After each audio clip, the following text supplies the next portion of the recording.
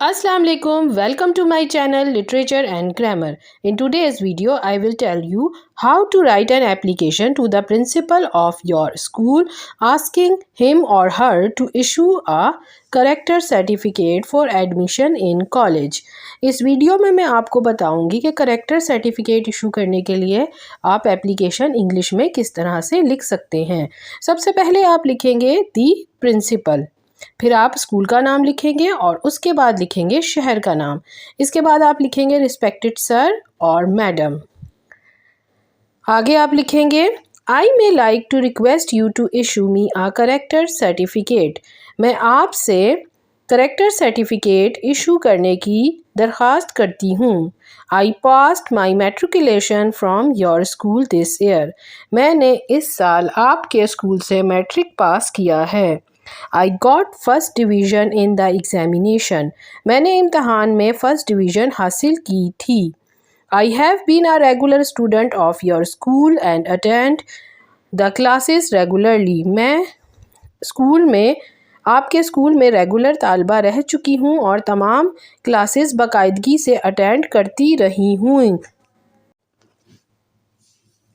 I took almost all the tests and examination held in the school and passed all of them with distinction.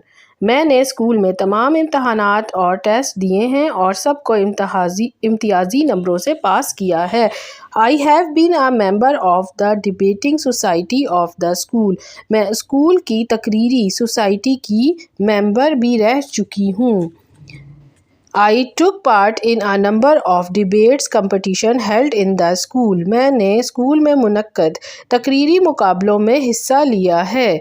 My behavior with the teachers was excellent.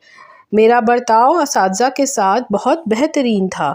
I followed the rules of school discipline quite faithfully. मैंने school के नस्ब व ज़ब्त के तमाम कवानीन की पाबंदी की है। There is no complaint against me either from teachers or from the students. मेरे खिलाफ ना ही असातिज़ा और ना ही तालबात की तरफ से कोई भी शिकायत है। Now I want to apply for the admission in a college. अब मैं कॉलेज में दाखिला लेना चाहती हूँ। Kindly issue me a character certificate making special mention of all these things. मेहरबानी करके मुझे करेक्टर सर्टिफिकेट इनायत किया जाए और ये तमाम बातें उसमें मेंशन की जाएं। आखिर में आप लिखेंगे योर्स ओबीडेंटली, फिर कॉमा लगाएंगे। अगर आप एग्ज़ाम्स में लिख रहे हैं एप्लीकेशन तो फिर आप रोल नंबर लिखेंगे, नहीं तो फिर आप सिंपल अपना नेम लिख देंगे और लास्ट में जो है ना आप डेट मेंशन कर देंगे।